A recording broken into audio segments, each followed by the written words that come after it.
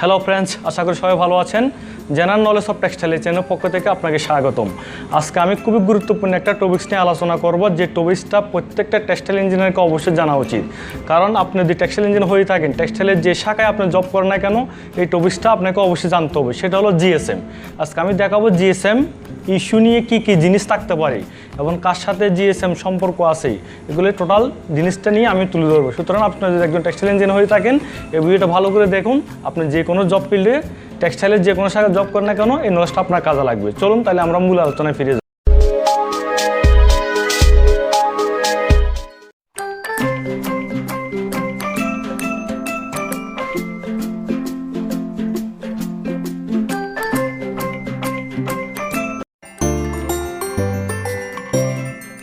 আমরা যে টপিকসগুলো নিয়ে আলোচনা করব সেগুলো হলো হোয়াট ইজ জিএসএম, 2 নম্বরটা হলো relation GSM with stitch length and yarn count, অর্থাৎ জিএসএম এর সাথে স্টিচ লেন্থ এবং ইয়ান কাউন্টের কী সম্পর্ক ওইটা আমরা আলোচনা করব।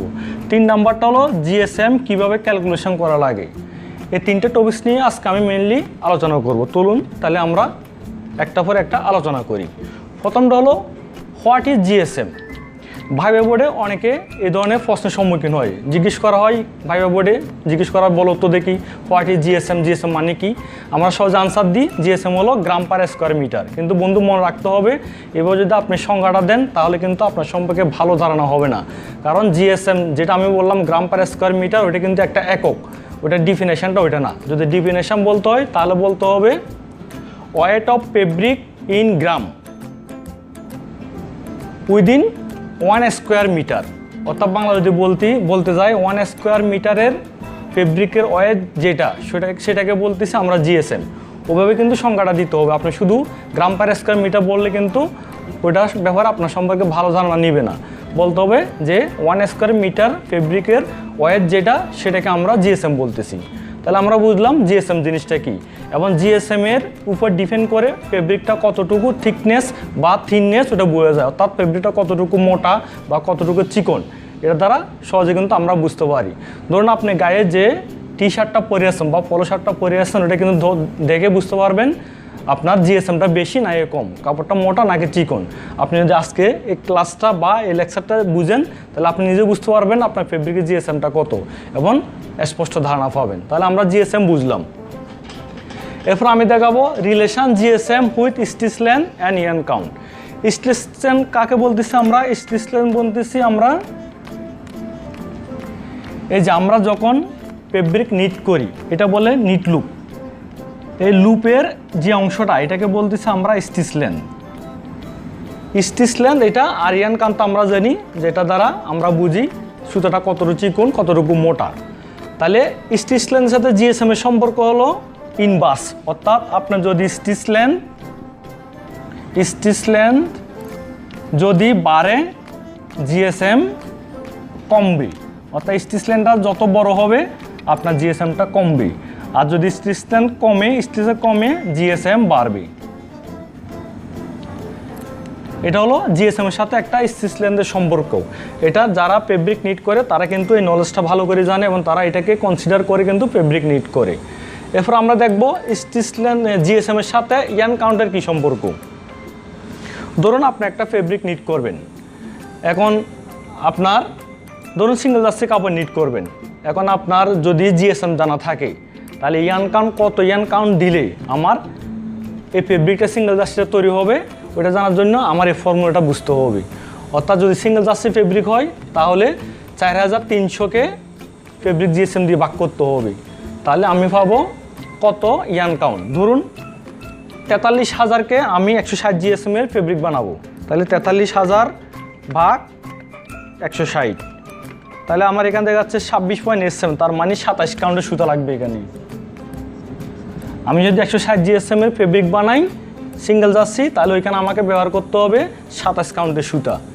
একইভাবে যদি ফিকে কাপড় বানাই তাহলে আমাকে 5200-কে জিএসএম দিয়ে ভাগ করতে হবে। তাহলে আমি কত কাউন্টের সুতা লাগবে ওটা আমি বুঝে যাবো। একইভাবে যদি 1/1 রিপের ক্ষেত্রে বলি 100,000 ভাগ জিএসএম, আর যদি 2/2 রিপ ফেব্রিক তৈরি করি তাহলে 100,250 ভাগ জিএসএম, আর যদি লেকস তৈরি করি তাহলে 5,500 ভাগ জিএসএম, আর যদি টেরি ফেব্রিক তৈরি করি তাহলে 6,240 ভাগ জিএসএম। আর যদি ফ্লেক্স ফেব্রিক তৈরি করি তাহলে 7200 ভাগ জিএসএম। ফাইনালি যদি ইন্টারলক ফেব্রিক তৈরি করি তাহলে 7200 ভাগ জিএসএম। এভাবে আমরা জিএসএম যদি দিয়ে ভাগ করি তাহলে কত ইয়ান কাউন্ট সুতা লাগবে ওটা কিন্তু আমি স্পষ্ট ধারণা পাবো। তাহলে এটা হলো আমার জিএসএম এর সাথে ইয়ান কাউন্টের একটা সম্পর্ক। এখন আমি দেখব কিভাবে আমরা জিএসএম ক্যালকুলেশন করতে পারি। জিএসএম ক্যালকুলেশন আমরা দুইভাবে করতে পারি, একটা হলো উইদাউট জিএসএম কাটার, একটা হলো উইথ জিএসএম কাটার। প্রথমে আমি দেখব কিভাবে জিএসএম কাটার দিয়ে আমি ফেব্রিকটাকে যে ফেব্রিকটা ওইটা জিএসএম কীভাবে ক্যালকুলেশন করতে হয় এটা আমি বাইর করব। ধরুন আপনার কাছে জিএসএম কাটার নাই, তাহলে আপনি কি বসে থাকবেন? আপনার তো টেক্সটাইল ইঞ্জিনিয়ার হিসাবে অন্য নলেজ থাকতে হবে, বিকল্প একটা টেকনিক থাকতে হবে। সুতরাং আজকে আমি দেখাবো যে জিএসএম কাটার না থাকলেও কিন্তু আমরা জিএসএম মেজারমেন্ট করতে পারি। চলুন তাহলে আমরা একটু দেখি।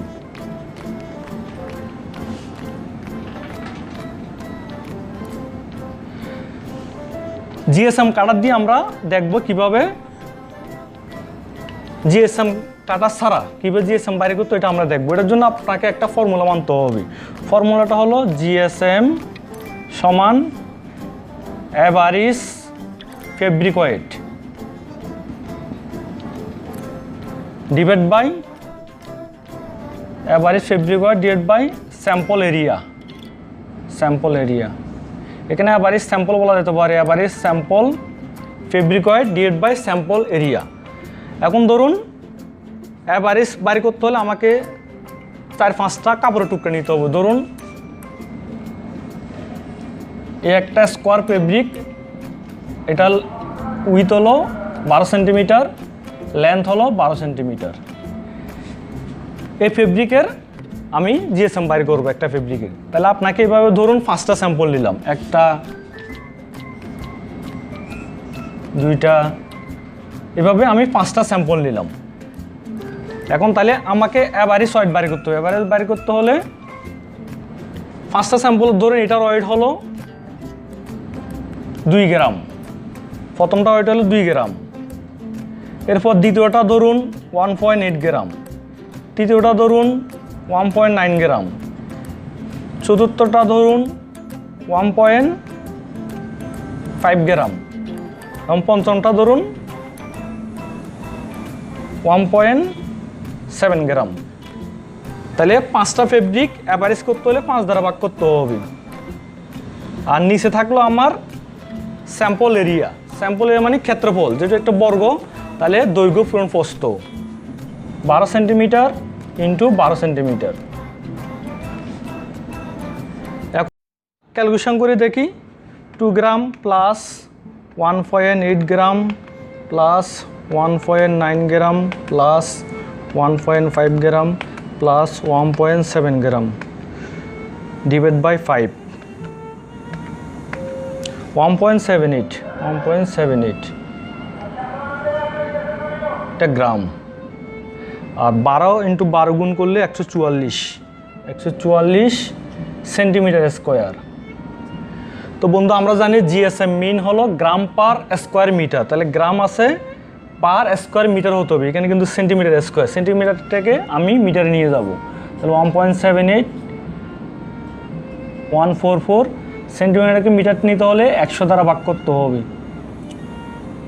1/100 মিটার স্কোয়ার। তাহলে ক্যালকুলেশন আমার কি দাঁড়ালো 1.78 ইন্টু, যেহেতু ভাগ 100 নিচে আছে উল্টালে উপরে উঠে যাবে, তাহলে 100 ইন্টু 100 যেহেতু স্কোয়ার আছে, তাহলে আমার এটা হয়ে যাবে 10,000, উপরে উঠে যাবে আর নিচে থাকলো 144।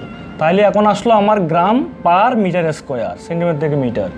এখন ভাগ করলে কতই দেখুন 1.78 ইন্টু 10,000 ভাগ 144,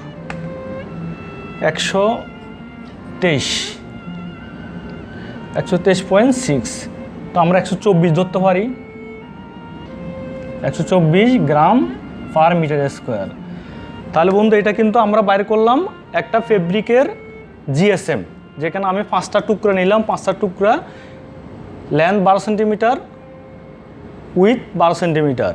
এবার ক্যালকুলেশন 5টা স্যাম্পল নিয়ে আমি অ্যাভারেজ করলাম, অ্যাভারেজ করে ক্ষেত্রফল দিয়ে ভাগ করলাম, তাহলে কিন্তু আমি যে ফেব্রিকটার জিএসএম বাইর করলাম সেটা হলো 124 জিএসএম।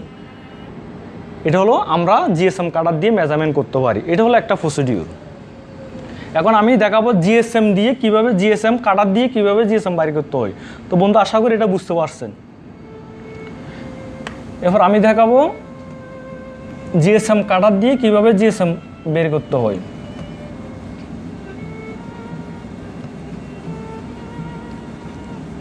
তো বন্ধু ওইটার জন্য আপনাকে আরেকটা ফর্মুলা ফলো করতে হবে জিএসএম কাটার দিয়ে। সেটা হলো জিএসএম সমান ফেব্রিকয়েড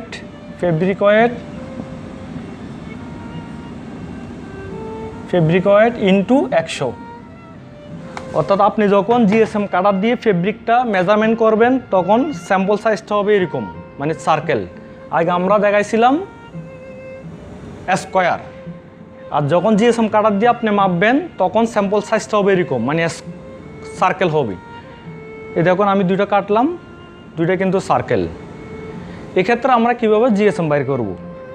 তো প্রথম জিএসএম কাটারটা আমি দেখাবো প্র্যাকটিক্যালে। যখন আমরা কাটার দিয়ে স্যাম্পলটা মাপবো তখন এর মেজারমেন্টটা হয় এরকম। এটার এই যে ক্ষেত্রফল, এটা একটা বর্গ, এটা একটা বৃত্ত, এটা ক্ষেত্রফল তখন হয় 100 সেন্টিমিটার স্কোয়ার।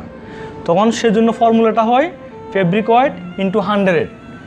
কিন্তু আপনি প্র্যাকটিক্যালে অনেকে জিজ্ঞেস করলে বলতে পারবো না এই 100টা কোত্থেকে আসলো, কারণ আমি জিএসএম যখন আগে কাটার দিয়ে কাটবো তখন এই সাইজটা হবে। এটা আমি যখন লিডটা ব্যালেন্সে দেব তখন এখানে কিন্তু আমার একটা মেজারমেন্ট শো করে। ধরুন একটা ব্যালেন্সে এটা মাপার পরে ব্যালেন্সে শো করলো 1.24 গ্রাম। এই 1.24 গ্রামকে যখন আমরা 100 দ্বারা গুণ করব তখন হয়ে যাবে 124 গ্রাম। কিন্তু 100 দ্বারা কেন গুণ করি ওটা কিন্তু আমরা অনেকে জানি না, বা আমি অনেকে জানতাম না, বর্তমানে জানি। কিভাবে আমি 100 দ্বারা গুনবো ওটা আমি দেখাবো। মেন সূত্র হলো আমার ফেব্রিকয়েড ডিভাইড বাই 100 ইন্টু 10,000। এটা হলো মেন সূত্র। এই মেন সূত্র থেকে আমি যখন কাটাকাটি করব তখন ফেব্রিকয়েড ইন্টু 100, এই 100 দ্বারা গুণ করতে হবে। এখন এখানে একটা কোয়েশ্চেন থেকে যায়, সেটা হলো দেখুন কীভাবে আমি 100টা পাইলাম। তাহলে আমার মেন সূত্র হলো ফেব্রিকয়েড ইন্টু 100।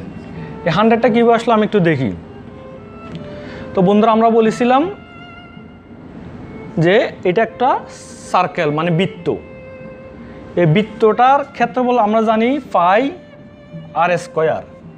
তো পাইয়ের মান আমরা জানি 3.1416। আর এই যখন আমি জিএসএম কাটার দিয়ে ফেব্রিকটা মাপবো তখন এই সাইজটা যদি আপনি স্কেল দিয়ে মাপেন তখন সেটা পাবেন হলো 11.3, এরকম কিছু পাবেন, 11.3 সেন্টিমিটার। তাহলে এটা তো আমার ব্যাস, পুরোটা একটা ব্যাসার্ধ করতে হলো। এটাকে আমরা যেহেতু আর মান হলে এটা ব্যাসার্ধ 2 দ্বারা ভাগ করতে হয়, এটাকে 2 দ্বারা ভাগ করতে হয়। তাহলে আসলো কত 3.1416 ইন্টু 11.3কে 2 দ্বারা ভাগ করি, 11.3 ভাগ 2, তাহলে আসলো 5.65 সেন্টিমিটার স্কোয়ার। এই যে স্কোয়ার। এখন এটা যদি ক্যালকুলেশন করেন দেখুন কত হয়, 5.65 ইন্টু 5.65 ইন্টু 3.1416, তাহলে দেখা যাচ্ছে 100.28, তার মানে 100 সেন্টিমিটার স্কোয়ার। এই যে বন্ধু আমি এই যে বললাম 100, এই 100টা কিন্তু এই যে এখান থেকে আসলো, এই 100টা এখান থেকে আসলো। দেখুন তাহলে পুরো ফর্মুলাটা আমি একবার লিখি, ফেব্রিকয়েড ডিভাইড বাই এই যে 100 সেন্টিমিটার স্কোয়ার, যেটা বললাম ক্ষেত্রফল। এই যে এটা ক্ষেত্রফল, বৃত্তের ক্ষেত্রফল আমরা জানি পাই আর স্কোয়ার। এই যে আগে যে ফর্মুলাটা আমি দেখালাম ফেব্রিকয়েড ডিভাইড বাই ফেব্রিক ক্ষেত্রফল। তাহলে ফেব্রিকয়েড আমরা ইলেকট্রিক ব্যালেন্সে ধরলাম, পেলাম হলো 1.24, আর এর ক্ষেত্রফলটা হলো 100 সেন্টিমিটার স্কোয়ার। যেহেতু এটা একটা সার্কেলে পাই আর স্কোয়ার, এই সূত্র দিয়ে আমরা বাইরে করলাম 100 সেন্টিমিটার স্কোয়ার। তাহলে এখন আগের ফর্মুলা 1.24, 100, আর সেন্টিমিটার থেকে যখন আপনি মিটারে নিয়ে যাবেন তাহলে 100 দ্বারা ভাগ করতে হবে, 100 মিটার হোল স্কোয়ার। তাহলে 1.24 নিচে 100 থাকবে আর উপরে হবে 10,000। এই 10,000 আর 100 কাটাকাটি করলে 1.24 × 100 তাহলে হয়ে যাবে 124।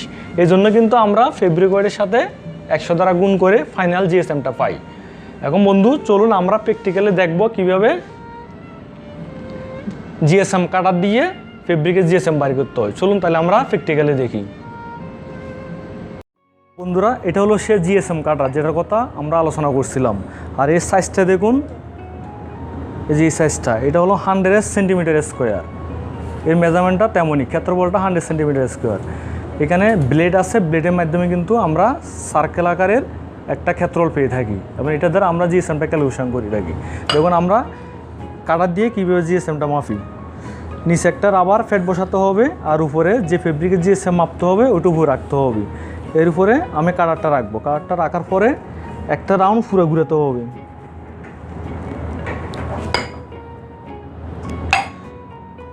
এই দেখুন সে সার্কুলার ক্ষেত্রফল আমি পেয়ে গেলাম। এখন এটা আমি ইলেকট্রিক্যাল ব্যালেন্সে গিয়ে দেখব এর মেজারমেন্টটা কত গ্রাম হয়। চলুন আমরা ইলেকট্রিক্যাল মেজারমেন্টে যাই। তো বন্ধুরা এটা হলো সেই ইলেকট্রিক্যাল মেজারমেন্ট ব্যালেন্স, যেখানে দেখুন এখন 0 গ্রাম আছে, 0 গ্রাম। এখন আমি যেটা কাটার দিয়ে কাটলাম, জিএসএম কাটার দিয়ে ওইটা আমি ব্যালেন্সে বসাবো। দেখো বন্ধুরা এখানে দেখা যাচ্ছে 1.34 গ্রাম। তাই বলছিলাম যখন আমরা জিএসএম কাটার দিয়ে ফেব্রিকের জিএসএম বাইর করব তখন ব্যালেন্সে যা আসে তাকে 100 দ্বারা গুণ করতে হবে। তাহলে এখানে দেখা যাচ্ছে 1.35 গ্রাম। তার মানে এটাকে যদি আমি 100 দ্বারা গুণ করি তাহলে হবে 135 জিএসএম। তার মানে আমার ফেব্রিকটার জিএসএম হলো 135। এভাবে আমরা ফেব্রিকের জিএসএম বের করি, জিএসএম কাটার দিয়ে এভাবে আমরা জিএসএম বের করি। আশা করি জিএসএম কিভাবে ক্যালকুলেশন করতে হয়, জিএসএমের সাথে স্টিচ লেন্থ ইয়ান কাউন্টের কী সম্পর্ক, কিভাবে আমরা ম্যানুয়ালি জিএসএম কাটার দিয়ে মাপতে হয় এবং কীভাবে জিএসএম কাটার ছাড়া এবং কাটার দিয়ে কীভাবে উভয় পক্ষে মেজারমেন্ট করা হয়, এভাবে আমরা দুটো নিয়ে আলোচনা করলাম। আশা করি ভিডিওটা ভালো করে বুঝতে পারছেন এবং এই নলেজটা আশা করি আপনার প্র্যাকটিক্যাল ফিল্ডে কাজে লাগবে। থ্যাংক ইউ, তাহলে আবার দেখা হবে।